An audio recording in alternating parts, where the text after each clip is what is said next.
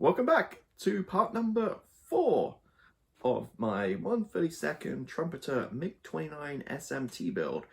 This part pretty much takes you up to primer, so the full assembly is pretty much complete. So we're going to talk about the final adding tails, adding one of the engines, and I'll show you kind of what I'm doing about showing the other engine, and basically masking canopies and basically getting everything ready for primer. So she's all ready to go.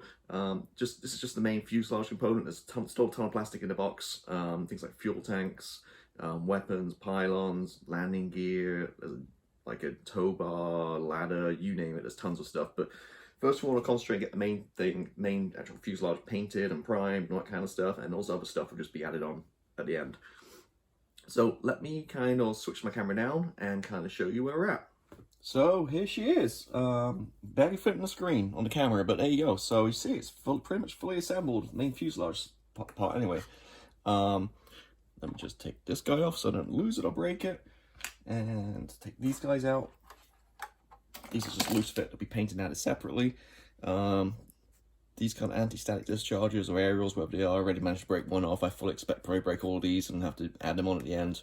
A good tip with these is to use bristles from like brooms or brushes, a little bit flex on them, so I might replace them with those anyway later on. So that's that. So where do we get up to? So we well, I guess I should point out I'm not going to prime it right away, so I've still got some seams to take care of and a few gaps and stuff, but we're almost there. So start, I guess, in the front, work our way down back. So I added the nose.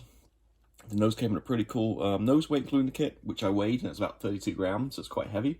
So that was CA glued into the nose cone, and then nose cone was glued onto the fuselage. Added the canopy, obviously masked it first. My preferred way of masking these kind of canopies, the larger ones, is using the Tamiya curved masking tape. I think this one's maybe 3mm. And a combination of that and the regular Tamiya tape. This works really good around corners and stuff, and slight curves, that kind of thing. So yeah, I start that. And I don't want to jinx it, but I've used this in a few different canopies, and it's worked pretty good thus far. Done that, obviously masked up the back one too. This one's super easy, just pretty much just a square. This makes a nice change from the B17 I just did, which had like a million different tiny panels. So yeah, nice big panel. And then inside it, which I'll paint separately and add on at a later date, is like the framing for the canopy. See, there's some PE at the bottom. And as you might notice, the carpet monster got one of the mirrors. I looked, I'm sure it'll come up in the future at some point. Actually, I see something brass shining on the carpet, so maybe that's it down there. I'll check later. So I do have 2 of the mirrors at least. And then the brackets, it's going to be canopy open. So it's going to sit like this. The canopy open. Still got to add the HUD. Yeah, so that's that part there, and this just once it's painted later on, it just fits right inside the main canopy. If I spin it around a little, actually you can see I added the obviously the tails. We'll talk about in a minute, and these kind of bits, whatever these are. A little bit of a gap on the inside on both, just need filling. You see there's lots of holes on the fuselage, so these are going to be for the aerials, antennas, some clear parts, that kind of stuff. So that all goes on right at the end after all the painting and weathering. Did add the main part, some dust on there. The main part for the fuel probe, that will get painted too. The fuel probe right here will get painted separately, and then it just sits on and glues right like that. So that's that part. So moving around, so tails. So there's 5 bits of photo etch on each side. As with these bits right here, I used the Gator glue. It worked really good. Hopefully it makes it way through the weathering and stuff, without pinging off, but fingers crossed. Built these. You see, I had to do some sanding and filling. They had a couple of really big connector points to the sprue runner on these parts, and I was really careful with my my sprue cutters to cut them off, but still it kind of took little things out, even though there's quite large sprue connectors, so I had to kind of fill those and kind of work. It needs a little bit more work and a little bit of work on the seams and stuff here. things to note with these tails are they kind of slot into here, and you have to flap afterwards. Oh, hold on so you can see it. See, so you can see.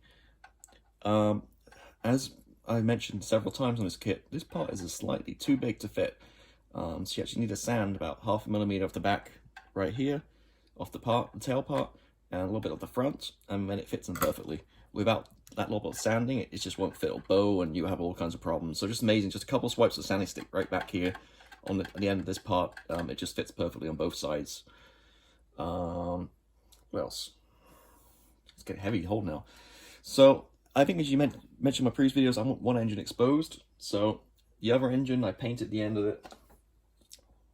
I kind of painted the end because you might see it through the intake. So that engine was installed, and the shroud I glued on over top. This one here, which is the right-hand side, I'm just have one engine showing, so I didn't bother painting it or anything. I assembled it and just stuck it in there. That's quite a big line gap you see between the these two panels, so this might need a little bit of filling and some taking care of. And then obviously the exhaust nozzle goes on the back. On this side right here, I've got the other engine. So the other engine will fit in like this. Obviously has a connector and stuff. This one will be fully painted, and this part will be loose. Nice thing is, this is quite a nice fit. It kind of clicks in. Let me move the engine so I don't drop it.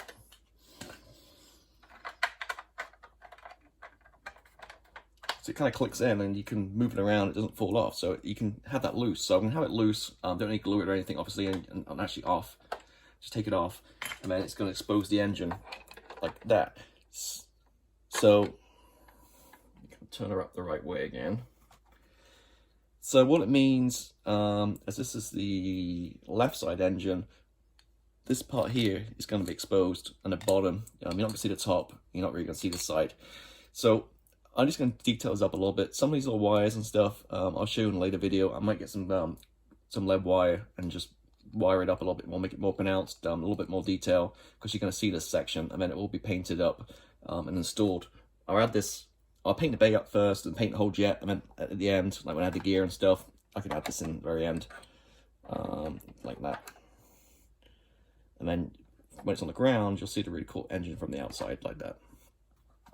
So that's the engine, and that's pretty much it, really. Not too much to talk about. It's pretty much went together, like I mentioned. There's a few little issues, but other than that, it went together pretty well. This is about as far as I want to go with the main assembly.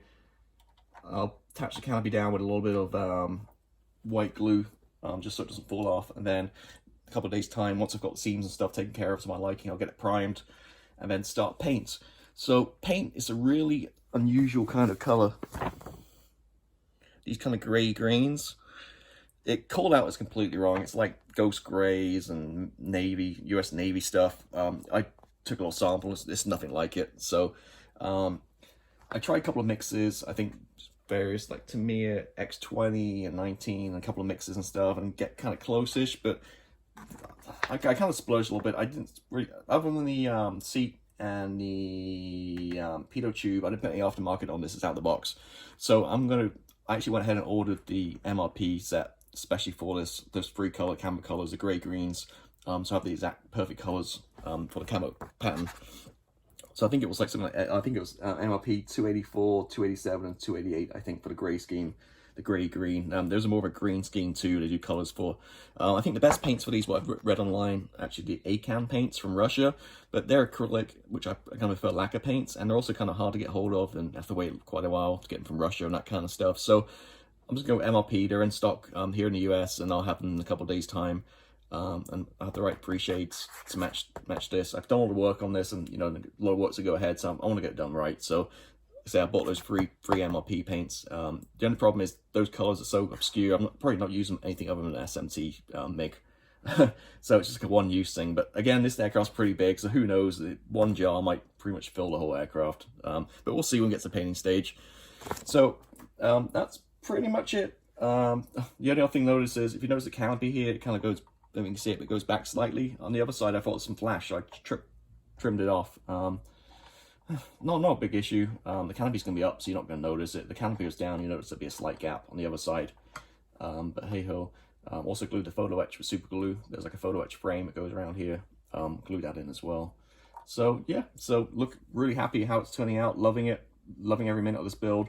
So next up will be to get this in prime, well, fix the seams, get it in primer, and then work on the engine and some of the other stuff, working on the fuel tanks and the gear and all the other little bits and bobs. And yeah, so next video when you come back will be the painting. So I'll show you kind of, I'll get it through primer, and I'll kind of show you the camo pattern, and hopefully by which time, next time I'll show you a video in about a week, it'll be all fully painted up, the main fuselage, and you can actually see the color too. So yeah, hopefully enjoying these. So again, that's part number 4. Part number 5 in about a week will be the painting, and then part 6 will be the weathering, and we'll go from there. So thank you for watching again. Happy modeling, and I'll see you next time. Goodbye.